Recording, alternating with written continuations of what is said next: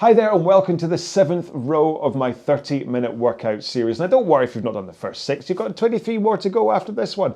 Now today's one is actually kind of up to you. What I'm saying is you can do it how you like. What I suggest is that you pick a stroke rate and a pace and you stick to it for the full 30 minutes rather than trying to do a kind of an intervals up and downy kind of thing. The video you're going to see is me doing it in 2021 when I did it at 24 strokes a minute. And my pace, from a 2K pace point of view, don't worry, is 2K plus 12, but if you don't know about a 2K training pace, basically it was like started off about 7 out of 10, ended up about 9 out of 10. So it's a really kind of tough workout that really pushes you up there, but it didn't actually leave me on the floor at the end, okay? So that's kind of, if you can work out from a pace guide, all right? So, going to do a 4-minute warm-up before this row, and as always we have to set up our machine. So on the concept 2, that means going to your drag factor and setting it to where you want it to be. If you don't know anything about drag factor, set it to like 4 or 5 for the time being. Too low isn't the problem, putting up to 10 is kind of the problem. And then you can watch the video I have here about drag factor. If you're on a non-concept 2, just set the resistance so that you get a nice feel from the stroke, but it doesn't feel like you're having to fight against it when you take each of your strokes. Next up, if you're able to, set your monitor to eye height so you don't have to look up and you don't have to look down. And finally, if you're able to, then please set your foot plates to a point where you're able to come to the front of the machine with your shins pointing vertically, okay? If you're set too high, you might not be able to get there. If you're set too low, you might go scooting past there, and that causes power leaks and things. So we're going to do this run about 20 strokes a minute, and I want you to think about, to start, the amount of power from your legs to be as though you were just standing up from a squat, okay? And we're going to think about the connection, pushing with your feet at the same time your handle connects to the machine, just for the first minute or so, all right? Here we go then, in 3, 2, 1, let's go. I don't know if you heard that, but it's bonfire night here in the UK today, or tonight. So there's fireworks going off all the time. So if you hear any explosions, don't worry about it. It's just fireworks. So what I mean is that you push with your feet at the same time the handle connects to the machine. By connecting to the machine, I mean it makes it go. Hopefully that kind of makes enough sense. But it comes down to body position and timing. So timing, you want to make sure that you get it right. So you push and connect at the same time. But body position, you also want to be sure you have that forwards tilt towards the front of the machine and straight arms as you push your feet and as your hands connect to the machine, okay? And that way the power is able to go from your feet and you can surge that power in, okay? So a minute done, and if you've got that timing feeling okay, you start to think about adding a bit more power. I kind of start to say for this warm-up, you want to be working as hard as if you were walking up 10 flights of stairs. So you know your heart rate would be up, probably be breathing a little bit harder, but you wouldn't have to stop. You're not exhausted from doing it. So that's kind of a 5 out of 10 intensity. So when it comes to the main row, if you're going to try and do the 24 strokes a minute at quite a high pace, then you kind of want to be going about 6 or 7 seconds faster than you're rowing right now. Okay, so 2 more strokes. We'll put 1 foot in the ground. There we go. My straps are a little looser today, so I'm able to just flick them out of the strap, put it on the ground. Now this just helps with that opening and closing of the hips, because you're not as bound up with 2 feet strapped in here. So you can think about that forwards tilt, that lean into the front of the machine. Hang on, let's take 1 more here. Soft feet. Gotta get it back in. Oh no, I can't. Ah, smarty pants. There we go. Right. Said before, don't worry if you lose a few seconds in the transition here. But the other thing about having just 1 leg strapped in is that it's easier to roll forwards, to get that shin all the way into a vertical position. So you can kind of improve your flexibility a little bit this way. Okay, so both feet back in. Come on, legs straight and row with your back and arms. So swing over your hips, pull in your arms, then out with your arms, swing back over your hips. But it's important you pick up that initial strain or tension, whatever you want to call it, the weight of the flywheel, with the swing of your back first, and then you pull in your hands. One more here. Okay, let's roll to the front. So I'm going to tighten my straps on the way. Forwards tilt, straight arms, just press out at the front. Not too hard, okay? Because this is really about practice for holding this position, the forwards tilt. So if I go nice and soft, I can really concentrate on holding the forwards tilt and arms straight as I connect to the front. If you try and push too hard, the tendency is then to kind of launch against it. I just want you to practice being in that position for the initial leg drive. So, last thing to say is the reason I'm in cycling shorts is I'm going to do today's row and then I'm on a Zwift ride afterwards, just in case you're like, why is he in cycling shorts? He's rowing. So, like I say, I'm about to get into the video that I recorded in 2021 of me doing the row, where I'm doing it at 24 strokes a minute and 2K plus 12 pace, in case you're wanting to follow along with me. I will see you in just over half an hour for the cool down. Just a quick reminder that this 30-minute row is an as you wish row. I'll be doing it at 24 strokes a minute, but you can row this how you like. Now, I did this on RowPro, so in the video you're about to see, don't be too alarmed when I start making references to computer software. Enjoy your row. Okay, so keep an eye on your monitors. I will talk you through this as it happens for me, but obviously you'll see it on screen. Attention, go. Oh, we didn't get much time there, did we? Okay. So, like I say, my intention is to do this at 24 strokes a minute, 2K plus 12, which means I should be rowing around about 157 pace. Now, you don't have to follow along with me. This is Session 7 is like an elective. Nope, backed off a bit. It's an elective one for the week, so you can row this at whatever pace, but I'm just throwing out the suggestion.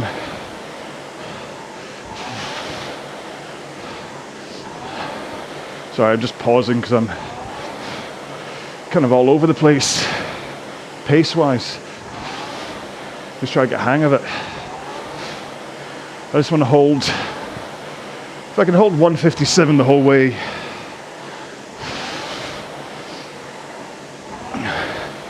I'll be happy.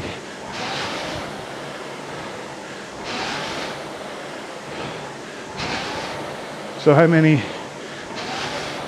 Can't quite see. There's 7 of us rowing.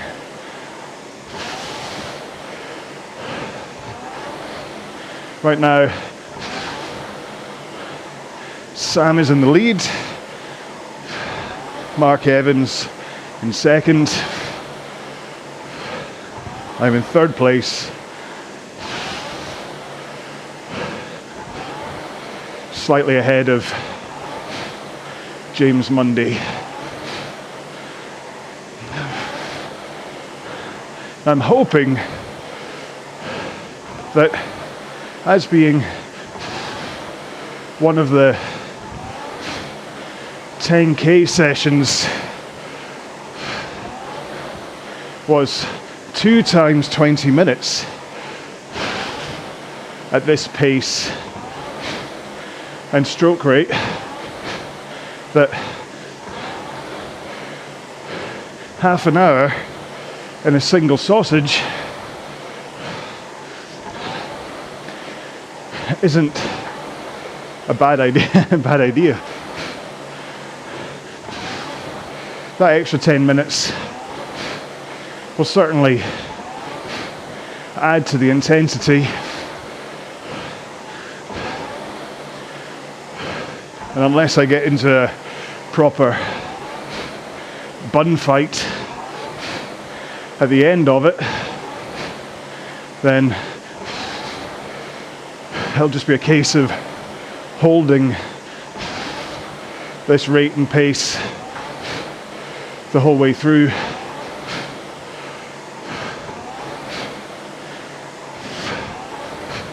So now that we're coming up for 3.5 minutes into this, and hopefully you're warmed up, any niggles that your body may have will either have eased up or really revealed themselves as proper injuries that mean you either need to slow down to protect or stop altogether. But it's also the right time to just start thinking a little bit more about your technique before you kind of get anything a little bit loose into the habit for the next half hour. Oh well, 25 minutes at least. So I have been trying to break up various aspects of technique over the past 6 days to try and let you understand my thought processes behind why a good technique is there, or why I talk about it all the time. And it really comes down to efficiency and injury prevention. So, injury prevention should, I'm hoping, make enough sense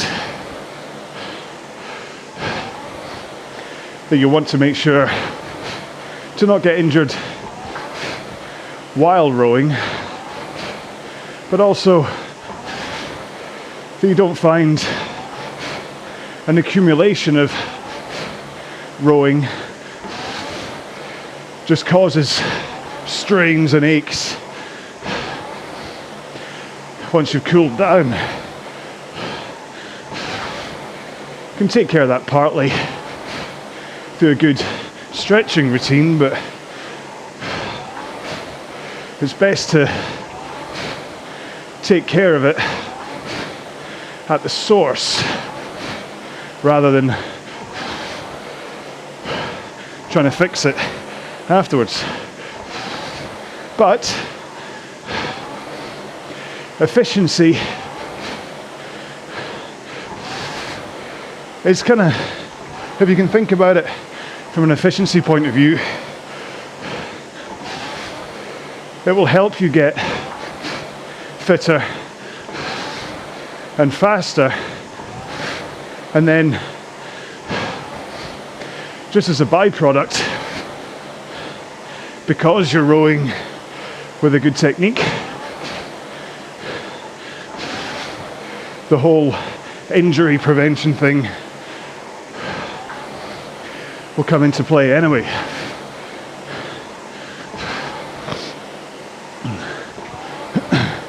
And really, it's all about body angles and how you put the power into the machine.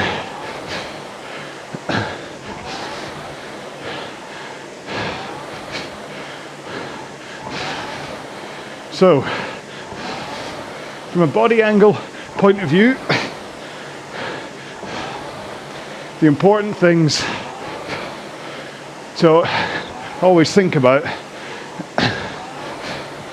is that you're only ever really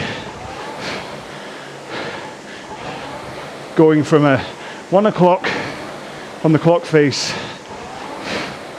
lean forwards to a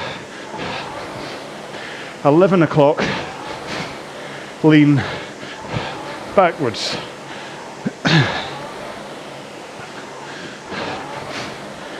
It's worthwhile videoing yourself and having a look to see what's going on, because it's easy to think you're in the right angles, but then you watch it back and suddenly lots becomes apparent. Like the two main things that you'll see are people who finish a lot deeper than 11 o'clock.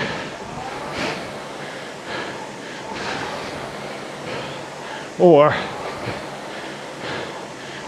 I mean, an over lean at the front can happen from tired people who just go, ooh, like that. But that's not what I mean. An over tilt at the front is normally an issue with like an extra lean. That's my issue, where I come forwards and then as I get to the front I kind of dip, and that ruins my stroke. But the other error you'll see is people who come forwards with the greatest of intentions, but then just as they start to drive their legs into the machine, they'll swing back too soon, ruining the point of that forward lean. You can often see that happen because people will look up. So if you look up, it promotes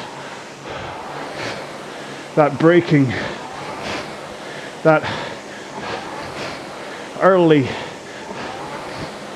swing over your back.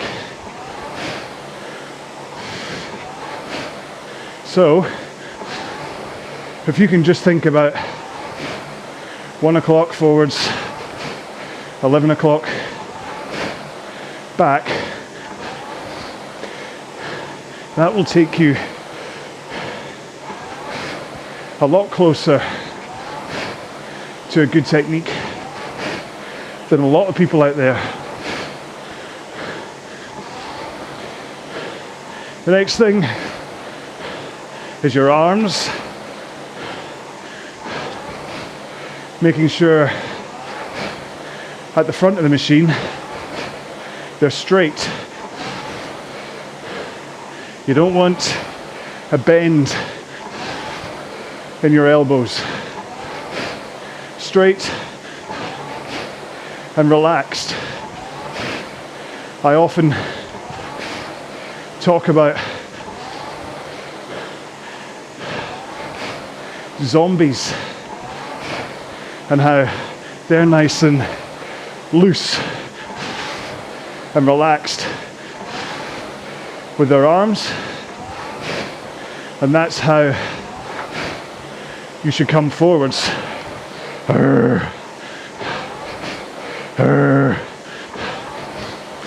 If I was in your rowing room and I saw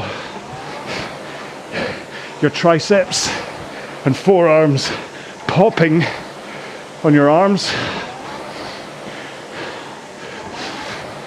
I'd tell you to relax.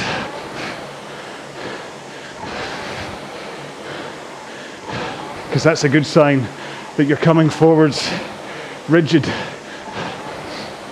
You want nice, loose shoulders and loose arms, ready to brace against the handle as you push with your feet. So you're not pulling on the handle as you go through the stroke. You hang, you brace at the front of the stroke. It's only at the back of the stroke that you finally pull with your arms. So you're straight pull, straight pull, straight pull.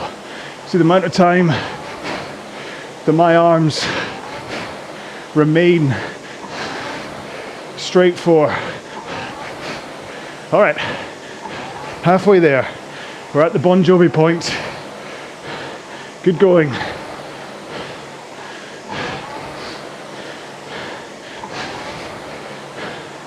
But it's still important that you think about that pull. You want to come in with enough power, obviously, to add force into the stroke, but also so that the handle bounces away from your body again. So if you finish with the handle around sternum height, what's happened to Sam?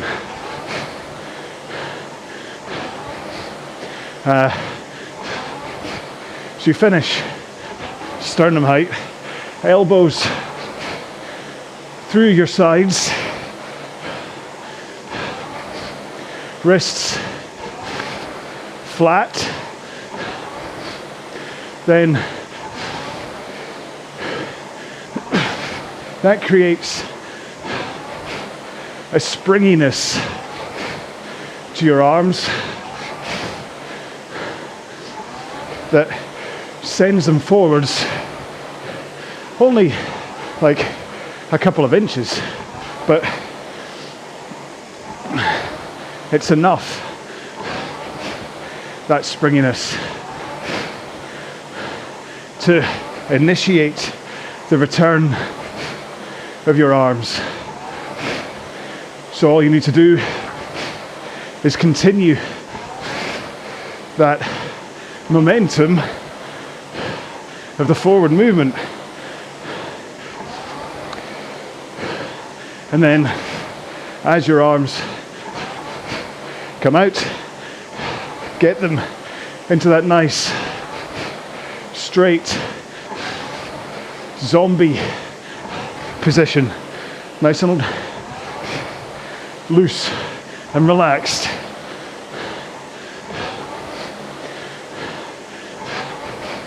And what happens is that the momentum of your arms going away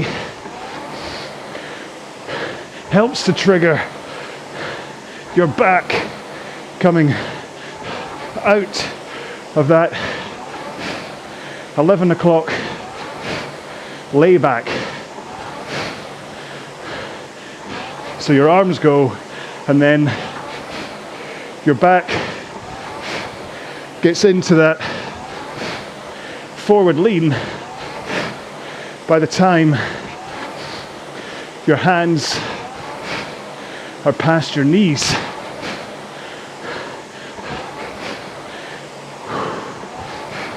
And that is the trick for making sure you don't overlean at the front. Once your arms are straight and you have that forward lean, you don't move your back anymore. You just stay in that angle. And that return really is all about efficiency. Your arms naturally bounce forwards in the same rhythm you pull them in at, which then triggers that forward lean. And then as your body weight is now going forwards, all you have to do is bend your knees and you will return to the front of the machine with hardly any energy expenditure from other muscles. And that's where the efficiency thing comes in. You want to make sure you're never wasting energy in the stroke or losing energy. So the power generation comes not from your arms pulling the handle, but from your legs pushing the machine away from you. And if you think about it in those terms, pushing the machine away rather than pushing yourself backwards, then it's easier to get the right sensation of getting the power from your legs through your body, through your arms, and into the handle.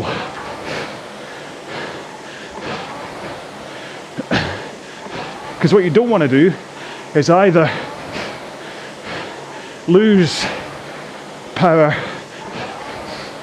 by not connecting your feet to the handle at the same time, or fighting other muscles. So you really want just your legs to feel as though they're working at the start of the stroke here. You will feel tension as you brace your arms against the handle, but you shouldn't feel the need to fight it with your arms. If you do, if the stroke is so heavy that you have to grab to get it moving, then chances are your drag factor or resistance is set too high. I say or resistance for those not on a concept 2. I'm not saying that drag factor is the same as resistance. So arms straight and push with the feet, with the legs. And that forward lean that I'm so chatty about is how the power gets up and into your arms without your back fighting it either. So a good posture and a forward lean with a braced core, and then straight arms as you push the machine away from you, and the power should surge into the machine. You really should hear it accelerate, rip through the air. 5 minutes to go. 120 strokes for me.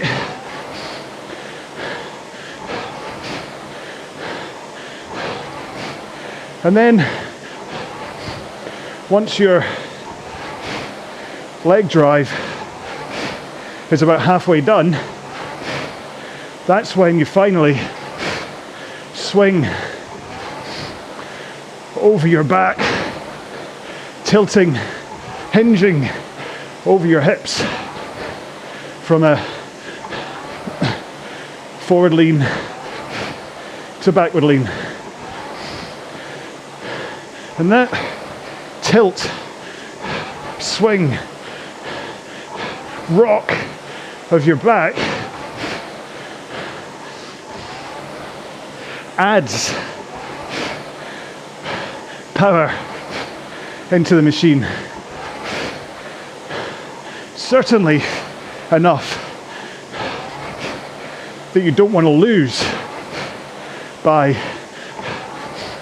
swinging your back before you drive with your legs. And then right as you start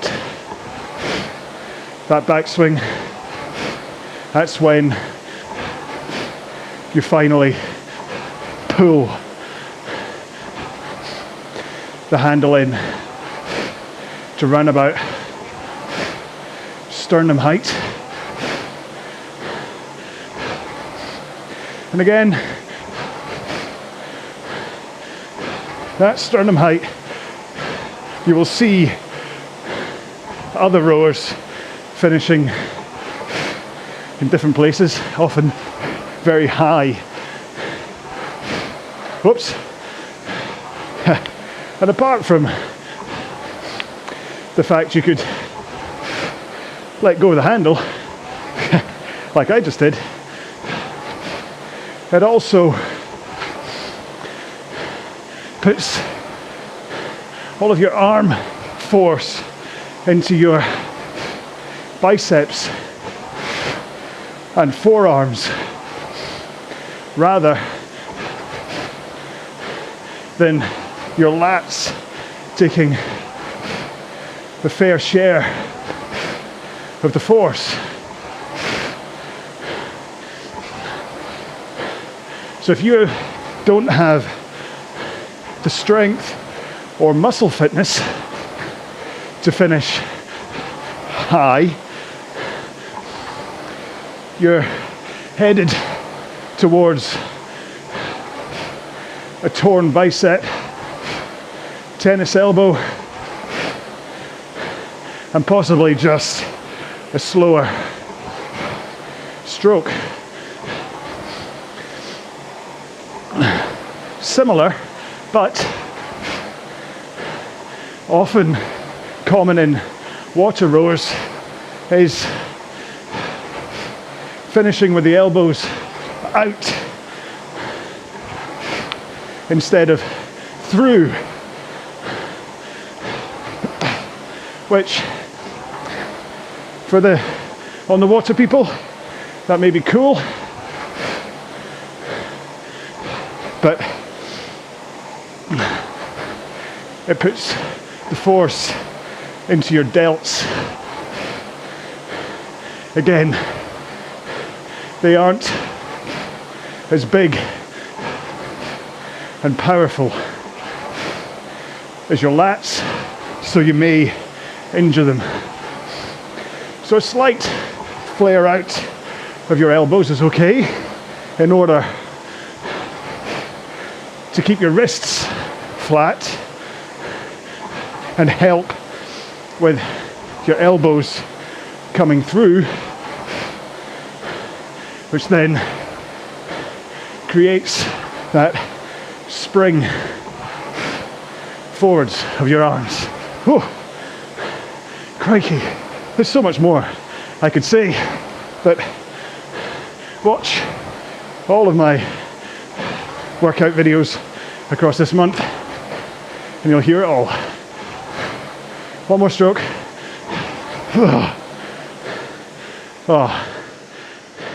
Well, I hope you enjoyed that one as much as I did. I actually did it down at 20 strokes a minute and 2K plus 18 today because I've got this Zwift ride coming up with my good old cycling shorts. So hopefully this run about enough time since my havering at the end of the main video and this little introduction to the cool down that you've had a chance to get a drink and get yourself ready to go into this cool down. So I'm going to basically just do this at that warm-up pace, that kind of 5 out of 10 walking upstairs pace, just to let yourself cool down. So here we go. In 3, 2, 1, let's go. So run about 18, 20 strokes a minute. Enough that you can still feel you're connecting and you're putting in some effort here. Enough that you can then let your body cool down, but not so much that you feel your heart rate starting to climb again and it starts to feel like effort again. That's not what you want. This is meant to give you a chance for your body to cool down, or at least to slow down rather than just stop. But also just your brain, you want to kind of just disengage from any tough effort you've just been doing or concentrating on stroke rates. And then you also just use this as a kind of a reminder of what your stroke should feel like when it's under control. So think about a time trial, is that as much as I talk a good game when it comes to technique, see for the last, say, minute, maybe 2 minutes, depending on the length of a time trial. I mean, I said before, I'd stand on my head if I could squeeze an extra couple of seconds pace out of the machine. So technique, as you fatigue and as you're screaming into a finish, on the rowing machine anyway, can often be quite ropey.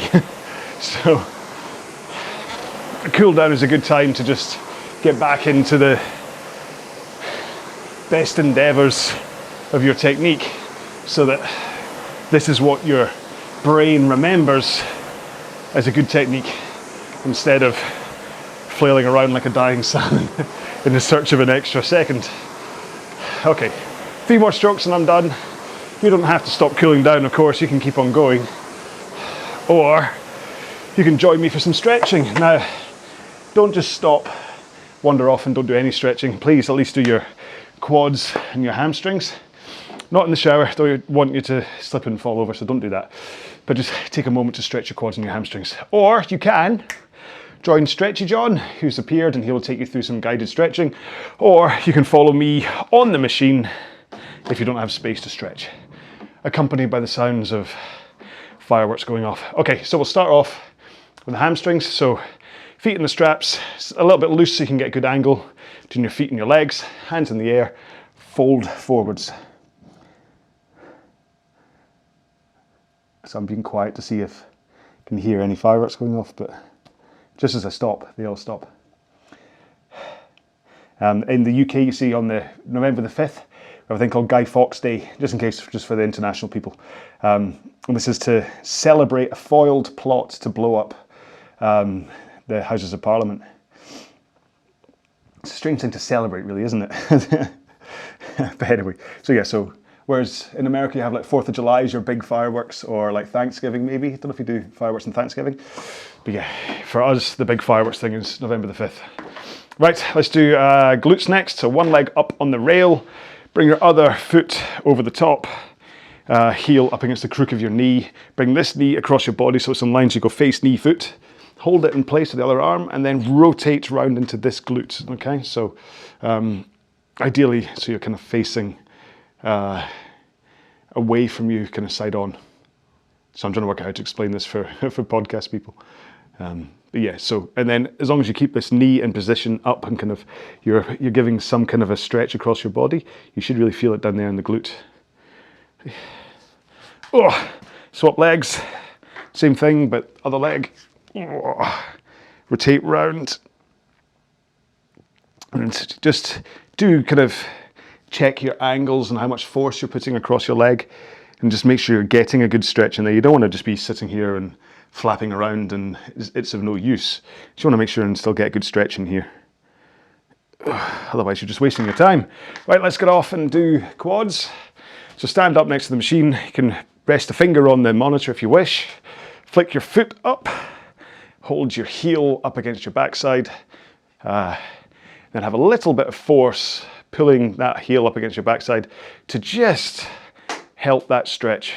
Stay close enough to the machine so that if, like me, you suddenly wobble, you can quickly put a hand out and touch the monitor to just steady yourself. This should be a good exercise in balance. Swap feet. Doing it all on one foot. Oh, no, missed. There you go. So not only should your balance improve the more you do this, it's also just, it is a good strengthening exercise for your stabilizer muscles, because it's all very good stretching and doing things, or even like doing squats and whatever, but it's like using a machine to do squats. You don't use your stabilizing muscles if you use a machine, or like bench presses on a machine. You're much better to do a bench press with like dumbbells, because then you have to use your stabilizing muscles safely, of course. Please don't follow me if you're going to drop them. Don't do that. Right, hip flexors next. So one knee on the ground, toes up behind you, other foot on the ground with your knee above your foot. Then with a good posture, just push that hip forwards.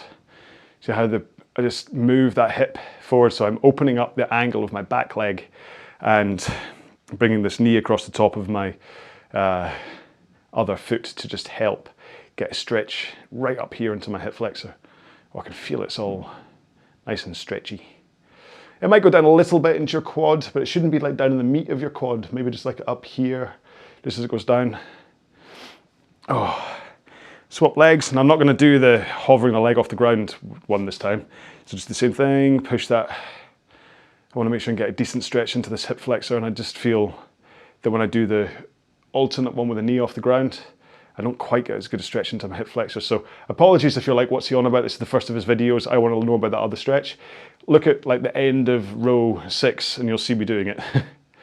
And in fact, most of the other ones you'll see me doing it, but just today, I just feel, especially if I'm going to go on the bike next, that I want to make sure that my hip flexors are nicely stretched off, ready for a tough cycle on Zwift. Right, next up, let's do forearms. So hands in front of your face, push them together, bring them down in front of your chest, carry on pushing them together. You should find you get a nice stretch between your forearms and your fingers. So the pause there was I suddenly realised that when I designed my little zombie carrot t-shirt, he's got a green top. Up at the top, a little bit here is green. Now, I don't know if you've realised this, well, you might be new to the channel or not, but I film all this on the green screen. I'm not actually here. This is actually all done in the green screen. So that should be completely see-through, and you should see the background through the green bit there. So there you go. giving away my TV magic. Next up, shoulders. Yeah, so sorry, that doesn't help for the podcast people. Put your hand straight in front of you, bring it across your body. Use your other hands to kind of brace it against your body as it comes straight across. And you should feel you get a nice stretch in your shoulders. Yeah, I used to record these videos in a CrossFit gym and it worked really well. It was a nice setting and yeah, it worked nicely. But unfortunately got condemned. And so that then kind of stopped RowAlong for almost a year because I was like, what do I do? I can't film it anywhere. And I tried to do something against like a curtain in a studio and it just didn't work. And then I thought, hang on, I've got a studio. All I have to do is paint a wall green and I can do it as a green screen. Swap arms. So this is why you'll see me rowing in lots of different spaces.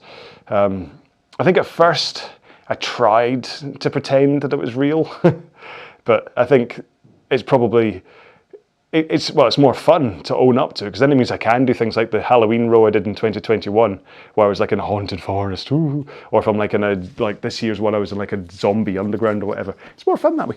Right, so shoulders done. And it means I can, give me requests, tell me what kind of background you want and I'll pick one. So biceps next, put your hands behind you as though you're a ski jumper. Could be on a ski jump. And then rotate your thumbs outwards and that should stretch the long head of your bicep. Problem is it has to be, I have to find a background that's like this one, like is that kind of, it's quite a deep background into it. That's why there's a guy that designs lots of just kind of 3D rooms. Most of the rooms that you see me rowing in are actually just computer generated ones. But they work perfectly, so it has to be like a proper side-on one as though you can have this shot in it. So, but by all means, send me something. Send me a photo of your gym. If you can try and work out this kind of a framing of your gym that's empty, that doesn't have someone going in a still. Hang on, let's do triceps next. So hand up in the air, down your back, like that. There we go. Push it, push your elbow up and back so that it helps that tricep stretch. Yeah, if you have a gym or a space that you think would work well as a background here, if it's your gym, make sure and speak to the gym owner, okay? Because that's, yeah. And you need to leave enough space for me to kind of comp in the rowing machine. So like imagine this background without a rowing machine in it. That's kind of the framing it needs to be. And yeah, feel free to email it to info@rowalong.com. You could do, well, everybody could do your front room with this space, who knows? In fact, you could send a video if it's like a roaring fireplace in the background and I could loop it, have it as a background. Why not? Why not? The only outside is a bit of a problem just for the fact that I'm inside and from a lighting point of view, it's quite hard to light for outside because I need to light the green screen properly so I can key it out. So to then mess around with lighting to try and make it look like outside, it's just too difficult. I tried it once. It just didn't work. So anyway, there we go. That's the stretching done. Yeah. So yeah, by all means do. I mean, you don't have to. Don't worry. No pressure. Don't worry. Don't suddenly go, oh, I'm gonna have to tidy up. You don't have to. It's fine. It's fine. I'm perfectly fine with these backgrounds. And in fact, I used this one for the whole entire 30 minutes. So sorry, the entire 30 sessions of 30 minutes. So it'll only be when it comes to the next series, and I might actually just rerun the Christmas ones anyway. You could always send me like a nice shot of a Christmas scene, and I could be rowing in front of that. But anyway, sorry. I'm off on one. See, sometimes I get a little idea in my head and it just doesn't I'm like a dog with a bone. Thank you so much for taking part in this one. Let me know what you did, because like I said, when I did it last year, I did it at 24 strokes a minute, 2K plus 12. Today I did it at 20 strokes a minute, 2K plus 18. So please let me know what you did, whether you enjoyed it. Tell me how you're enjoying this entire series as a whole, whether you're down, hey, with the kids, with the fact that I'm just doing the intros and outros and just replaying the old one. It just, seriously, it makes life so much easier for me to do it this way, especially because I've done it once already. And it means that then I can kind of mix up what I'm doing in between. I don't have to follow what I did. Sometimes I do, sometimes I don't. Yeah, so thank you very much for being here. I do hope that you will continue on with this and go on to day 8 of the 30 days of 30-minute workouts, or if this is your first one, rewind all the way back to day 1 and go, oh, this is what it's about. Yeah, and yeah, I'm going to go out, I'm going to set off some fireworks, which is always fun with the kids, and then I'm going to have, I think it's pizza for dinner tonight. Yeah, so a nice ham, pesto and goat's cheese pizza, I think it is. Which is going to be lovely. Prosciutto, not ham. God, how common am I? Anyway, I will see you in a future video. Until then, take care, be well, bye-bye.